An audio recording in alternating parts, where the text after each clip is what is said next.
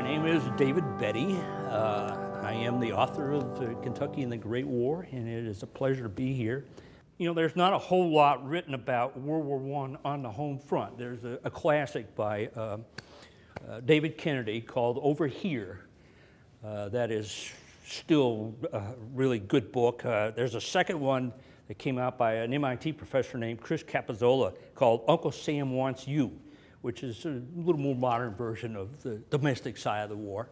And that's what we're going to focus on today, is how the war impacted Kentucky. I was able to do some research throughout the state. I visited about half of the counties in the state to do some research. So I got a pretty good representative sampling.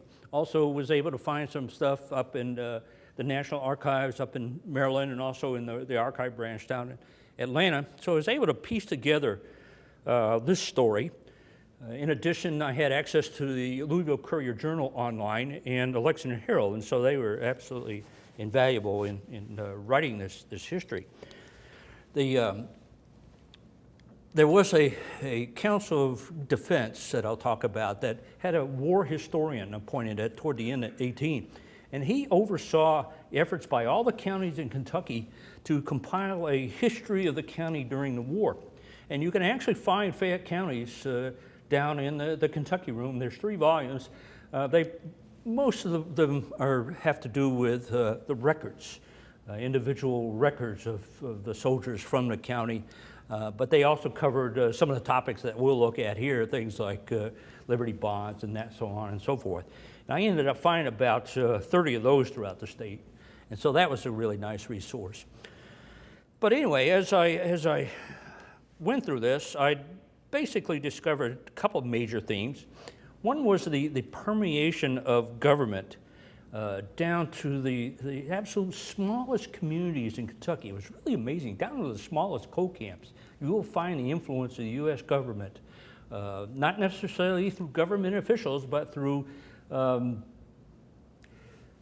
sort of quasi-governmental people that belong to organizations that were sponsored by the government.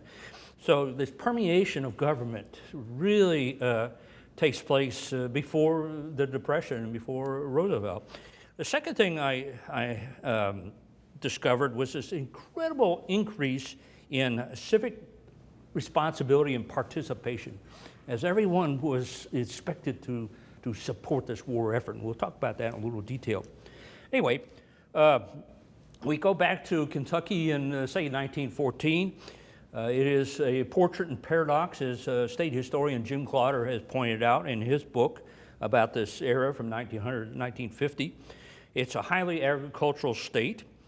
There is a declining lumber industry, but there's an increasing coal mining industry at the time. Kentucky was actually well known for literary figures, people like James Lane Allen, John Fox, people like this, and yet the state suffered from a very high illiteracy rate. People were tied to their small communities, particularly the county seat, and I use the counties a lot in the book, because outside of Lexington, Louisville, northern Kentucky, people refer to themselves as from a certain county. Some of the key issues that faced the state were women's suffrage and, of course, prohibition. So that's the stage that we have set when the war breaks out basically breaks out in August or end of July of 1914, brought about by the assassination of Franz Ferdinand of Austria at the end of June. This barely made the news in most Kentucky newspapers. Made it in the Lexington Herald and the Louisville Courier-Journal. I think it did in the Kentucky Post from up Covington. But other than that, Kentuckians who were not worried about a war in Europe. If there was going to be a war anywhere, it was probably going to be A, in Ireland, or B, with Mexico. After all, the United States had just invaded Mexico in April of 1914. Had sent in the Marines, in fact. And so, it was basically off the map. Some Kentuckians actually went to the sound of the guns. I think particularly of Irvin Cobb. You all are familiar with Irvin Cobb. He was actually a well-known journalist and writer in the early 1900s. I had never heard of this guy until I was about 40. He was the youngest editor of the Paducah newspaper.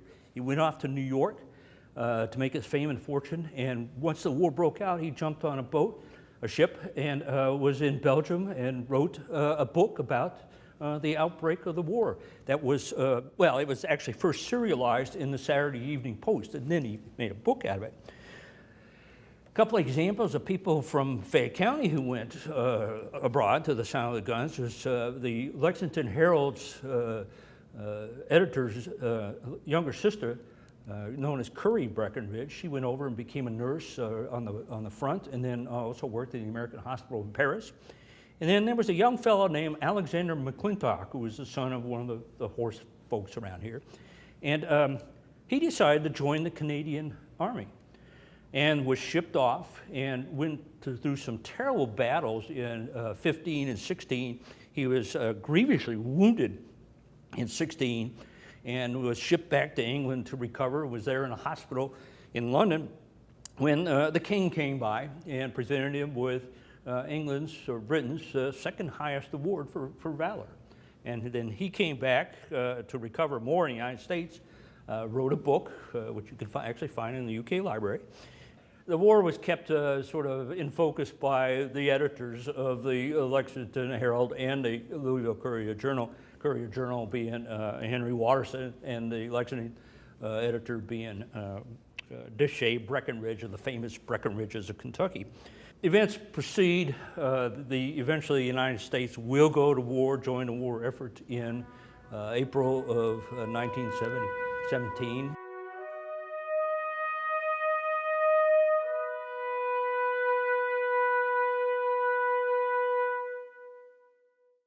Kentucky's congressional delegation pretty much supported Wilson to the hilt. They approved his decision, and this is in sharp contrast, particularly with some of the anti-war resistors that you find in other southern states. There was a strong sort of anti-war movement amongst the people in the South who thought it was primarily a war that would aggrandize northern manufacturers, munitions manufacturers, bankers, and so on and so forth. And there may have been some real truth to that. But anyway, the Kentucky delegation really did support Wilson. There were celebrations throughout the Commonwealth when war was declared, when the United States joined the war. There was immediately an issue of German repression in Kentucky. Kentucky has and still, I guess, had and still does, a pretty large German population all along the river, from Covington on down to Paducah. In fact, there was one person's work that I found claimed that there were more people of German heritage in Kentucky than in Wisconsin, which he had the statistics to back it up. But anyway, there's a possibility that there would be some severe repression of German heritage folks here in Kentucky. There was a lot of renaming of German organizations. There was, I think, the German American Bank in Louisville became Liberty Bank, and so on and so forth. And one of the streets in Covington eventually became Pershing Avenue, and so on and so forth. There was a German language bill passed, anti-German language bill passed in the legislature in 1918. Of course, at that time, the legislature only met every 2 years in the even-numbered years. And so they had to wait until January 18, and the legislature passed an anti-German language bill, which the governor, A.O. Stanley, vetoed. He says, look, we're not fighting German culture here, German language. We are fighting, the German monarchy.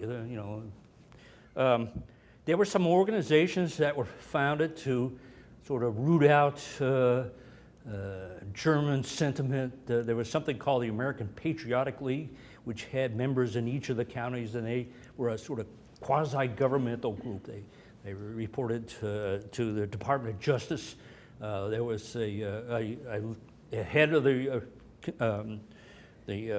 American Protective League here in Kentucky. He was a University of Kentucky graduate, a famous football player, and a lawyer named Richard Stahl. And some of you may remember the old Stahl Field down in the football field at UK, and that was named after him.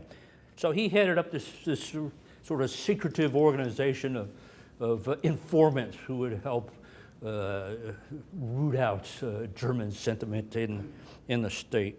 There was a really strong group up in northern Kentucky called the Citizens Patriotic League, which took things a little far. They, in particular, grabbed a preacher from Cincinnati who had crossed the river to preach against the war, and took him out, and they didn't tar and feather him, they oiled and feathered him. And this became national news. This was covered in the New York Times. Okay? He was supposedly a German sympathizer. I think it's probably more because he was a socialist. Everyone was expected to support the war. If you didn't, you were called what? You were called a slacker. I guess that's kind of a badge of honor today for some people, but back then you did not want to be a slacker, okay? They hung an effigy of a slacker from the lamppost down by the courthouse for 2 weeks in Lexington. People were expected to join organizations, and it was, everyone, rich, poor, black, white, whoever, male, female. You had to perhaps do something. One good example of how people participated was, probably the best example, was supporting the Red Cross. Before the war, the Red Cross, I think, had like less than half a dozen chapters in Kentucky. Nobody knew what the Red Cross was, okay? By, I guess, the fall, when they had the Red Cross conference here in Lexington, I think 115 out of 120 counties had Red Cross chapters, okay? And these, of course, were particularly useful for women and children to support the war effort. Over in Scott County, where I live now, they would meet above a doctor's office and put together comfort kits for soldiers and did bandages for the hospital unit that was being raised in Lexington at Good Samaritan Hospital. In Fulton County, which is way down in the west, there was a businessman, J.O. West, who would conduct weekly auctions supporting the Red Cross. It was reported in the paper that he auctioned farm products, livestock, etc. But he went even further.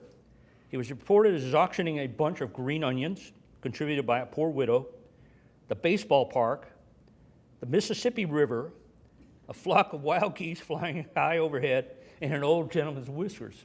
And he actually raised about $1,500, which is a pretty good piece for a highly agricultural, very poor county down in western Kentucky.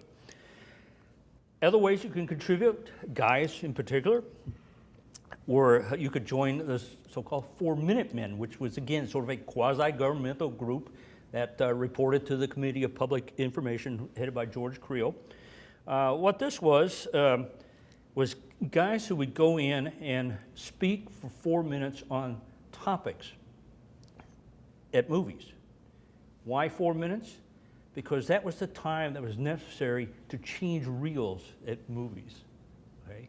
So they'd go in and they would have these short spiels about maybe Liberty bonds or the draft and stuff like that. And there was guidance from Creel's Committee of Public Information. You can find these brochures in the Kentucky Military Archives.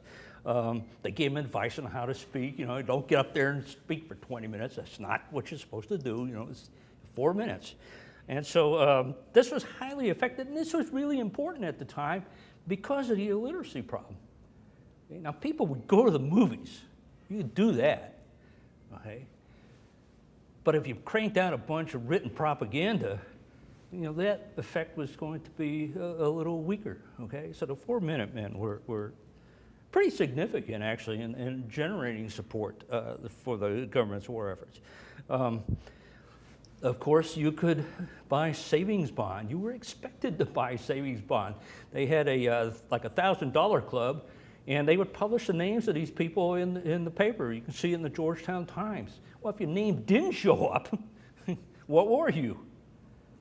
A slacker. Okay, I mean, everybody knew who had the money, and so you needed to be on that list. And Kentucky did an amazing job in raising a lot of money for Liberty bonds. And they also had the savings stamps, which were issued in denominations of 25 cents, so that children could participate in buying these things.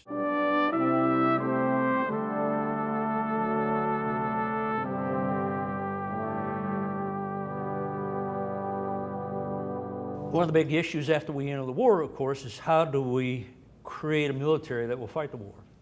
Do we do it through volunteers, or do we do it through a so-called draft? And here, this is where some of the Kentucky congressmen differ a little bit. Some of them preferred a volunteer army, but most of them went along with Wilson's idea to have a draft of what he really termed selective service. And of course, this was going to be far more encompassing than the draft that occurred back in the Civil War, which had many, many problems. For the most part, Kentuckians went along with the draft. There was some opposition. There was probably the most well-known opposition to the draft, to the war in general, basically, was a Baptist preacher down in Murray, Kentucky. First Baptist Church down there, a guy by the name of Boyce Taylor. And he spoke out totally against the war. He was just against the whole thing, and he was a pretty influential Baptist preacher. And this was in 17, at the end of 17, in the fall, that he was actually elected what they call moderator of the Kentucky Baptists, which is the head.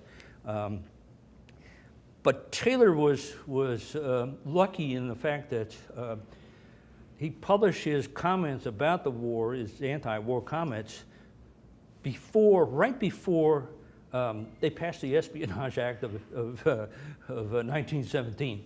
So he was investigated. He was investigated by the Kentucky Council of Defense. In fact, Richard Stahl went down to Paducah to hear the case. And he was investigated by the feds, but again, they really couldn't pin anything on him, and he's kind of backtracked a little bit. Knew that he in order to continue to be accepted by the community, he needed to dampen his opposition to the war. There were a few other cases. There were the Holiness Church. What they called the Holy Rollers. They were strongly opposed to the war and expressed their interest. There are several Holiness Church pastors down in eastern Kentucky who weren't as lucky as Taylor and ended up spending time in the penitentiary. I found some of their records down in the federal penitentiary records down in Atlanta. Another famous case that was written about in the Register of the Kentucky Historical Society back in 2000 was the case of 3 German heritage guys up in northern Kentucky who were sitting in a barbershop, I think it was a barbershop, and didn't realize that their conversation was being recorded on what was called a dictograph, which was hidden in a grandfather clock. And they weren't as lucky. They ended up being prosecuted by the feds, and despite being rather prominent in their communities, also ended up in the federal penitentiary, this one in West Virginia. So there was some opposition to the war, and there was some people who were put away for it. But on the whole, especially compared with the southern states, if you read Jeanette Keith's book, Rich Man's War, Poor Man's Fight, she really underscores how actually federal troops were called in to 4 southern states to combat draft resistors and deserters who banded together. There was a fight between lawmen and draft resistors and deserters over just across the river over in West Virginia at one point. But we really didn't have that sort of organized resistance in Kentucky. Kentucky had one of the lowest draft resistance or desertion, what's so-called desertion rates in the country. One of the things they did that made it successful was that they put the draft in the hands of the local community. So once again, you got the government, extending its influence into the local communities. It was your local, usually a sheriff, a doctor, and another official who served as the draft board in the community. So it was up to them to make the decisions. Of course, this was either positive or negative. You think if you were serving on the local draft board and you sent away somebody's son to the war, that was a problem for some people. But there was a guy named Major Henry Rhodes down in Frankfort who ran the Kentucky Selective Service System and received the outstanding reports on his activities. Some people failed to show up when they were called, and there you became automatically a draft deserter. Okay, it wasn't if you just went into the Army and then decided to walk away from camp. It was also if you didn't show up. There was a little higher incidence in eastern Kentucky, but Rhodes figured out this was because of the communications problem. Some guys simply weren't receiving the draft notices. They didn't receive notice that they had to actually go and register for the draft. But on the whole, Kentuckians went off to war rather, I won't say happily, but certainly dutifully.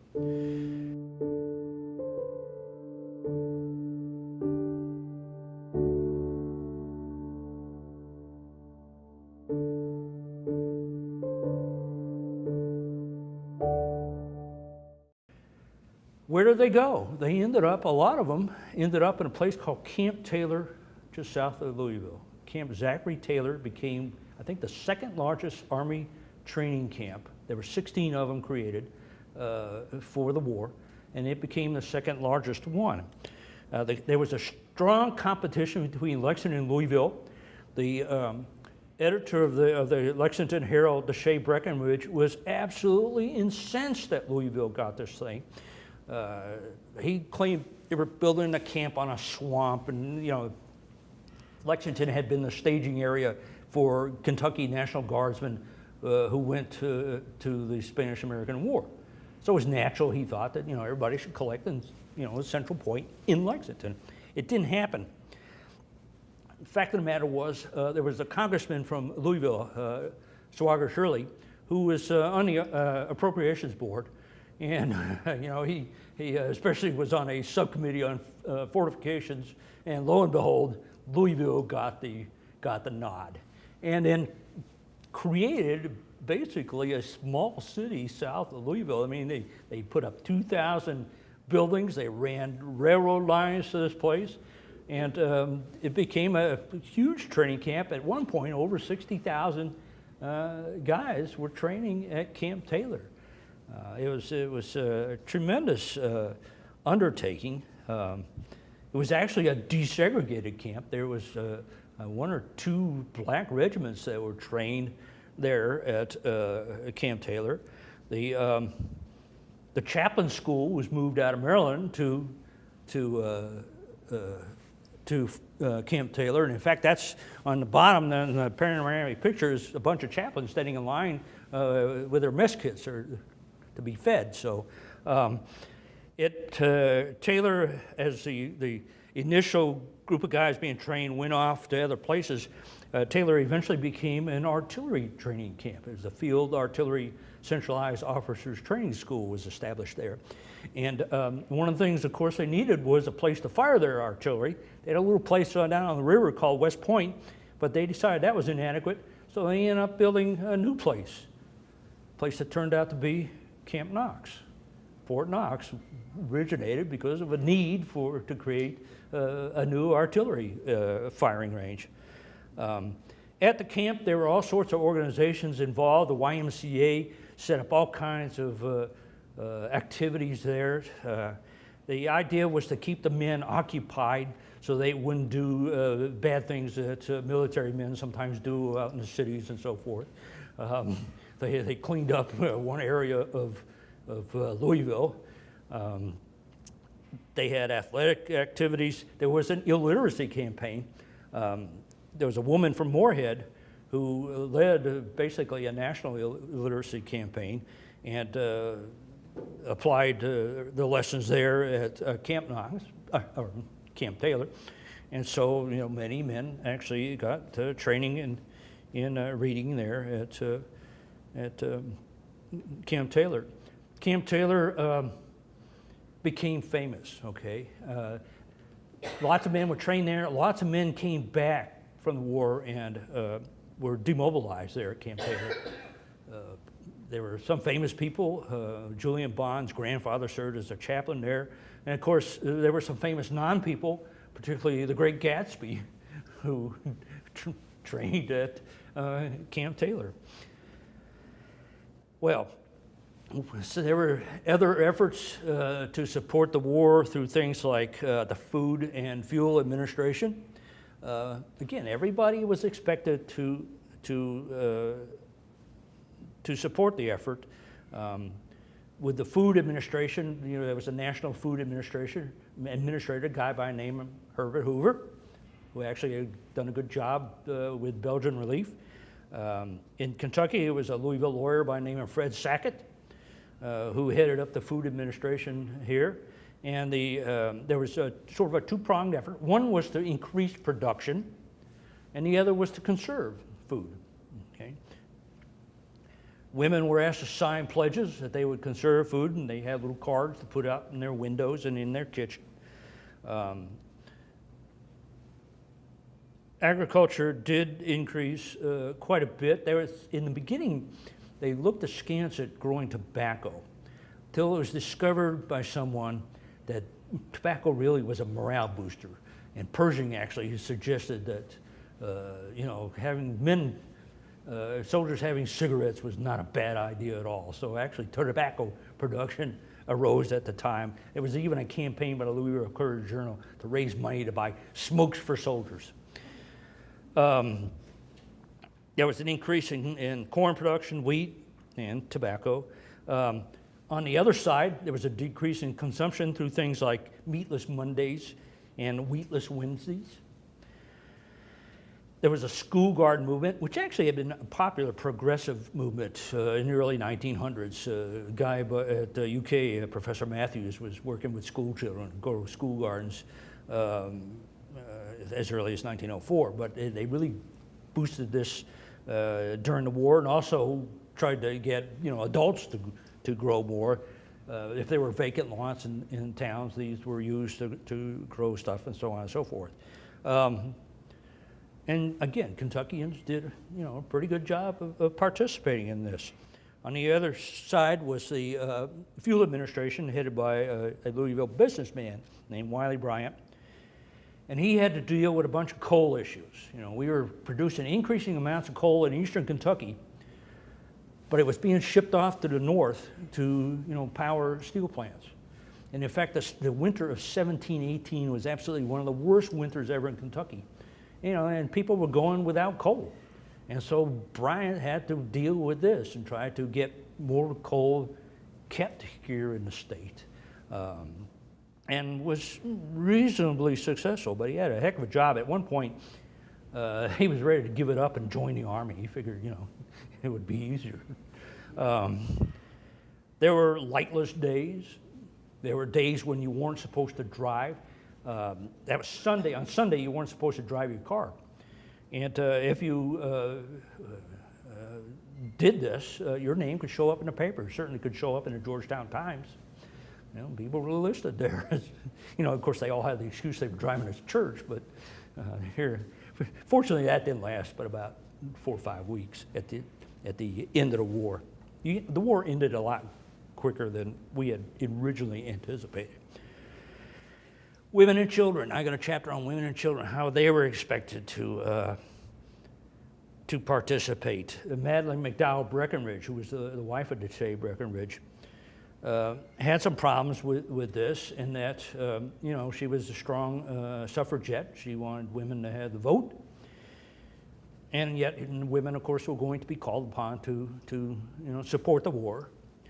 And she had a great quip that she wrote to the governor, I saw it reprinted in the newspaper in Maysville. It says, Kentucky women are not idiots, even though they are closely related to Kentucky men. You can't ignore them and treat them as if they were kindergarten children, and then when work is needed, expect them to do a man's share or a woman's, as you please to state it. So Madeline McDowell Breckinridge actually turned down the job of heading the women's effort in Kentucky. There was a committee of the National Committee of Defense, and they formed committees in the states. And it was a woman by the name of Sally Bruce, who was married to a famous Louisville lawyer, who headed the Kentucky division of the Women's Committee of the Committee on National Defense. She was a progressive club woman. Progressive club women participated strongly in supporting the war effort. They had a little more broader view of what it took to support the war. And one example was that they sponsored a child weighing program. It was discovered when a bunch of guys got to Camp Taylor, they were, underweight, underfed, and so forth. And so there was a movement, actually across the nation, to examine children and see, if there was a correlation between their size and, their weight and their, for their future health. And so that was kind of an interesting campaign that, most men didn't care about, quite frankly. Anyway, children were expected to participate. Boy Scouts went out and sold saving stamps. They were expected to garden, buy, again, the thrift stamps, and so on and so forth. So, and you can see posters of these exhorting, child and female participation in a war effort. African Americans were expected to participate in the war. Now, they, of course, faced a real dilemma, didn't they? Okay, go out and fight to make the world safe for democracy when they didn't have those democratic rights here in the United States. But there were a couple of guys in Kentucky, particularly Phil Brown, who was a publisher of a black newspaper down in Hopkinsville, who stepped forward, and he particularly supported the black food conservation effort. Blacks ended up supporting the war pretty well in Kentucky. There was very little black resistance to the war. They bought savings bonds. They enlisted in the military. They conserved food. They did everything that was asked for, okay? At the end of the war, there was a black soldier traveling down the railroad in western Kentucky, down in Fulton County again, and he was going home to Alabama and got involved in a little bit of fracas with the local authorities, and was arrested and jailed and then taken out of jail and hung in his soldier's uniform. So obviously, blacks did not gain what they thought they might during this war. It was going to take another world war and a civil rights movement to begin to address the problems faced by blacks in America.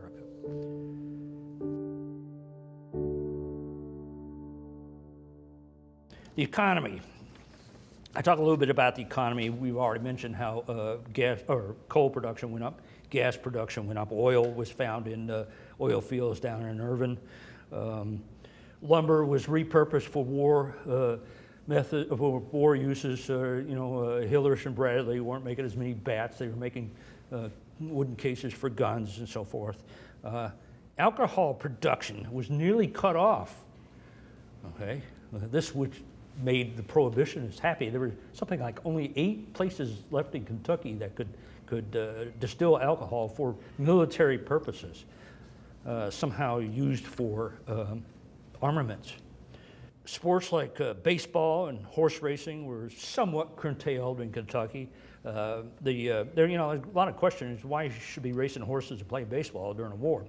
The horse people figured out a way to deal with that was to donate earnings to the Red Cross. Okay, so they kind of ameliorated that criticism. In Kentucky, there were very few labor problems. There were a couple of cases down in Louisville, but not much. So the economy, in general, the economy was boosted greatly by World War I in Kentucky. Religious communities were expected to participate in the war. All countries thought they had God on their side. If you read Philip Jenkins, Philip Jenkins, The Great and Holy War, he talks about this. You know, the Germans, Russians, everybody. You know, the Turks, they all had God on their side. And so it was here. Churches were fully expected to support the war effort. Even the so-called pacifist churches, people like the Disciples of Christ, pretty much went along with supporting the war. Catholic Church probably benefited the most by their support of the war. Catholics, of course, being a little suspect, since they were, you know, immigrants and foreigners and owed allegiance to the Pope, you know, an idea that continued in the United States all the way at least through 1960, which I remember. And so their participation in the war was extremely important to the church. Southern Baptists in Kentucky, other than Boyce Taylor, who, you know, the Southern Baptists really supported the war strongly. The Southern Baptist Theological Seminary, the president and one of the key professors supported the war. The president actually served as a YMCA religious leader at Camp Taylor. Other churches, the Christian churches, so on and so forth, pretty much got in line with what was expected of them. There was even a sort of an ecumenical war support effort right at the end of the war called the United War Campaign. And so you would have, you know, a Baptist talking to in a Catholic church, and you know, Archbishop supporting the war, and so on and so forth. That was kind of interesting, actually. Higher education. I could go on forever about UK support of the war. The new president, Frank McVeigh, was strongly supportive and helped bring in military training organizations into UK. I won't go into that. Again, most of what I talk about is, you know, what's happening here in Kentucky. I do have one chapter called Over There, where I talk about some of the Kentuckians that did go abroad. Kentuckians served all over the globe, from the Western Front to Vladivostok in far eastern Russia to North Russia. There was a group of American soldiers sent to North Russia to fight in the Civil War after the armistice, actually. In fact, a guy who used to be my boss over at UK, John Yopp's father from Paducah, ended up going and fighting in northern Russia with a group, what they call now the Polar Bear Expedition. It was primarily a bunch of soldiers from Michigan. John still can't figure out how his dad ended up going. But so the war actually continued for some people past Armistice Day in 1918.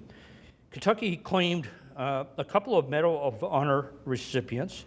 Willie Sandlin, who was down from Breathitt County, who was an interesting figure. He was already in the Army, and he was basically illiterate, and so he never became more than a sergeant. When he came back afterwards, he actually helped the woman from Moorhead in the illiteracy campaign. The other was a fellow by the name of Samuel Woodfill, who was actually a Hoosier, but he had been posted to Fort Thomas up in northern Kentucky most of the time, and he married a Kentucky girl, so we kind of claimed him. In fact, there's actually a school up there named after him. He was one of Pershing's favorites. Pershing thought he was wonderful. He ended up attacking a bunch of Germans with a pistol and then with a entrenching tool. And they had a mural of him one time at the Kentucky Historical Society. Kentucky lost about 2,500 men in the war, okay, which was not as bad as some places, of course. Well, the war, and I'm watching the time here, so the war came to an end, of course, in somewhat unexpectedly in November 11th, the 11th hour of the 11th day of the 11th month in 1918. There were some effects of the war. The Spanish flu epidemic occurred at this time and had a devastating effect on Camp Taylor, actually.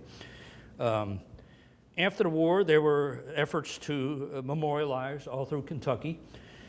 In fact, the iconic Memorial Hall at UK is actually a World War I memorial, not Memorial Coliseum. Memorial Hall was finally erected in 1929. They started fundraising for it early in 1919, around April of 1919. It took them 10 years, but they put up Memorial Hall as a tribute to the World War I soldiers. There were several former students killed, and one former law professor, a young man by the name of Reuben Hutchcraft, from Paris, who actually was Kentucky's youngest legislator, in his early 20s, and then decided he better join the war effort and trained up in Indiana and went over and was killed on November 1st of 1918. Kind of a really tragic story, as are all the cases, actually. Kentuckians participated in things like the American Legion. The American Legion grew hugely in the year after the war.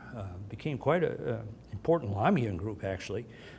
Gold Star Mothers, I don't know if you've heard of Gold Star Mothers, started by a group, woman over in Indiana. And this honored the women who had lost husbands or children during the war. Mrs. Hutchcraft over in Paris was the first head of the Kentucky Gold Star Mothers. You don't hear about it as much these days. You hear more about the Blue Star Mothers. One of our neighbors, I noticed, had a Blue Star Mothers flag in her window, indicating simply that you have someone in the family serving in the military. Well, let's draw some conclusions.